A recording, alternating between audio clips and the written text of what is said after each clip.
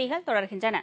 தமிழகத்தை தாக்கிய தானே புயல் காரணமாக கடலூர், தஞ்சாவூர், திருவாரூர் உள்ளிட்ட மாவட்டங்களில் தண்ணீரில் மூழ்கி சேதமடைந்த விவசாய பயிர்களுக்கு உரிய நிவாரண உதவிகள் வழங்கப்படாததால் விவசாயிகள் செய்வதறியாது தவித்து வருகின்றனர்.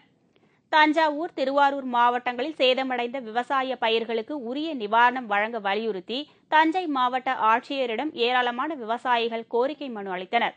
இந்த மாவட்டங்களில் தண்ணீரில் மூழ்கி சேதமடைந்துள்ள விவசாய பயிர்கள் குறித்து விவரம் சேகரிக்க இதுவரை கணக்கீட்டாளர்களை அனுப்பாமல் இருப்பது ஏமாற்றம் அளிப்பதாகவும் அவர்கள் மாவட்ட ஆட்சியரிடம் முற்றுகையிட்டனர்.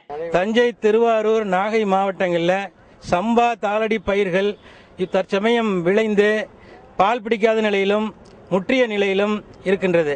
இது இந்த மழையின் காரணமாக வயல்களில் முற்றிலுமாக படுத்து நீரில் கடுமையான அளவில் மூழ்கி பல நாட்களாக இருந்திருக்கிறது. சேதமடைந்த பயிருக்கு ரூபாய் ஏக்கருக்கு 20,000, பகுதியாக சேதமடைந்த பயிருக்கு ஏக்கருக்கு ரூபாய் 10,000 உடனடியாக வழங்கிட தமிழக அரசு உத்தரவிட வேண்டும் என்று. தானே புயல் காரணமாக நீலகிரி மாவட்டம் குன்னூரில் பயிரிடப்பட்டிருந்த 100 ஏக்கர் வாழை மரங்கள் வேரோடு சாய்ந்து சேதமடைந்ததால் விவசாயிகள் பெரும் வேதனை அடைந்துள்ளனர்.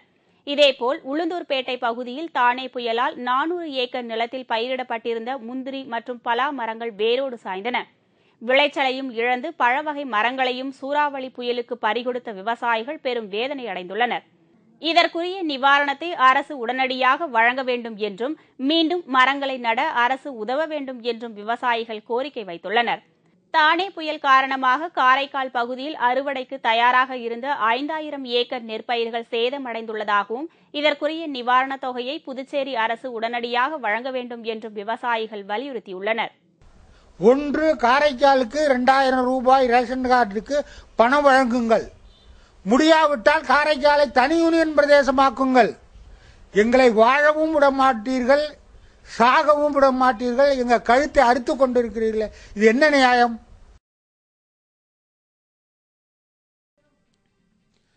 ராசிபுரத்தில் பொன் வரதராஜ பெருமாள் கோவிலில் வரும் 5ஆம் தேதி நடைபெற இருக்கும் சொர்க்கவாசல் திறப்பு விழாவிற்காக ஜன் கல்யாண் அமைப்பினர் 50,000 லட்டுகள் தயாரிக்கும் பணியில் தீவிரமாக ஈடுபட்டுள்ளனர். ஜனவரி 5ஆம் தேதி அனைத்து பெருமாள் கோவில்களிலும் சொர்க்கவாசல் திறப்பு விழா நடைபெற உள்ளது.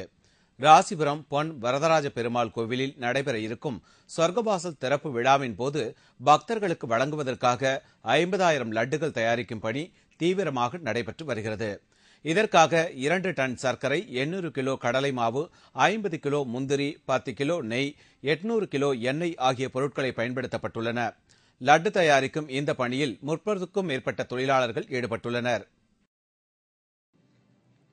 பெரம்பலூர் நகரில் ஒரே நாளில் 3 வீடுகளில் நடைபெற்ற கொள்ளை சம்பவத்தில் 4 லட்சம் ரூபாய் மதிப்புள்ள தங்க நகை மற்றும் பொருட்கள் கொள்ளையடிக்கப்பட்டிருப்பது அங்கு பெரும் பரபரப்பை ஏற்படுத்தியுள்ளது.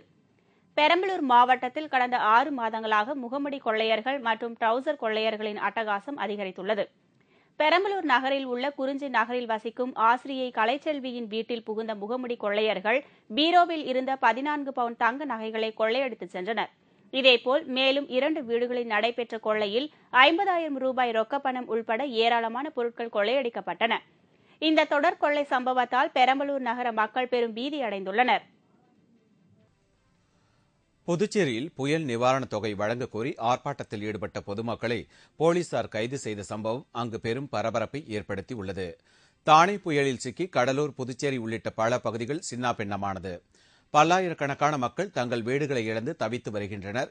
தானே புயலால் சின்னாபின்னமான கடலூர் மாவட்டத்தில் மீட்புப் பணிகள் தாமதமாக நடைபெற்று வருவதால் பொதுமக்கள் பெரும் அவதியடைந்து வருகின்றனர். கடலூர் மாவட்டத்தில் பாதிக்கப்பட்ட மக்களுக்கு மண்பாடி லாரி உரிமையாளர்கள் சங்கம் சார்பில் வந்தவாசியில் இருந்து உணவுப் பொருட்கள் கொண்டு செல்லப்பட்டன. இந்நிலையில் புயல் நிவாரண உதவித் தொகை வழங்க கோரி புதுச்சேரியில் மாநிலத்தின் பல்வேறு இடங்களில் ஆர்ப்பாட்டங்கள் நடைபெற்று வருகின்றன. இன்று காலை உழவர்கரை பகுதி மக்கள் புதுச்சேரி விழுப்புரம் சாலையில் மறியல் போராட்டத்தில் ஈடுபட்டனர். இதையடுத்து புதுவை போலீசார் சமரச பேச்சுவார்த்தையில் ஈடுபட்டனர். ஆனால் பொதுமக்கள் தொடர்ந்து போராட்டத்தில் ஈடுபட்டதால் ஆத்திரமடைந்த போலீசார் அவர்களை கைது செய்து வாகனத்தில் ஏற்றினர்.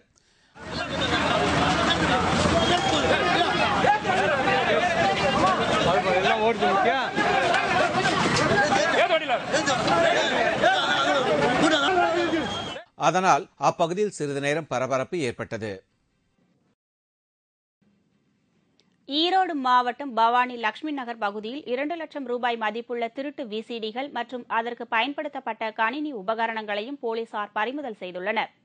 ஈரோடு மாவட்டம் பவானியில் உள்ள லட்சுமி நகர் பகுதியில் திருட்டு விசிடிகள் தயாரிக்கும் கூட்டத்தை போலீசார் கண்டுபிடித்தனர். அங்கிருந்து ஏராளமான புதிய திரைப்படங்களின் திருட்டு விசிடிகள் மற்றும் திருட்டு விசிடிகள் தயாரிக்க பயன்படுத்தப்பட்ட 6 கம்ப்யூட்டர்கள் உள்ளிட்ட 2 லட்சம் ரூபாய் மதிப்புள்ள பொருட்களை போலீசார் பறிமுதல் செய்தனர். ஒரு வார கால இடைவேளைக்கு பின்னர் ராமேஸ்வரம் மீனவர்கள் இன்று மீன்பிடிக்க கடலுக்கு சென்றனர். தானே புயல் காரணமாக கடந்த 6 நாட்களாக ராமேஸ்வரம் பாம்பன் மண்டபம் மீனவர்கள் கடலுக்கு செல்லவில்லை. இதனால் 30,000 மீன்பிடி தொழிலாளர்கள் கடலுக்குள் செல்லாமல் அவதியுற்று வந்தனர். இந்நிலையில் மீன்வளத்துறை அதிகாரிகள் இன்று மீனவர்களுக்கு மீன்பிடி அனுமதி டோக்கன் வழங்கினர். இதையடுத்து மீனவர்கள் இன்று மகிழ்ச்சியுடன் கடலுக்கு சென்றனர். உலக அமைதிக்காக 2000 கிலோ பூக்களை 5 கிலோமீட்டர் தொலைவில் 3 மணி நேரத்தில் தொகுத்து சென்னையில் சாதனை நிகழ்த்தப்பட்டுள்ளது. சென்னை நேரு விளையாட்டு மைதானத்தில் சுமார் 100கணக்கானோர் பங்கேற்ற பூக்கள் தொகுக்கும் நிகழ்ச்சி நடைபெற்றது. அரிமா சங்கம், தனியார் கல்லூரி ஆகியவை இணைந்து நடத்திய இந்த நிகழ்ச்சி உலக அமைதிக்காக நடத்தப்பட்டது. சுமார் 2000 கிலோ பூக்களை 3 மணி நேரத்தில் 100கணக்கானோர் தொகுத்து சாதனை படைத்துள்ளனர். இந்நிகழ்ச்சி கின்னஸ் சாதனைக்கு பரிந்துரை செய்யப்பட்டுள்ளது. இந்த சாதனை நிகழ்ச்சியை ஏராளமானோர் கண்டுகளித்தனர்.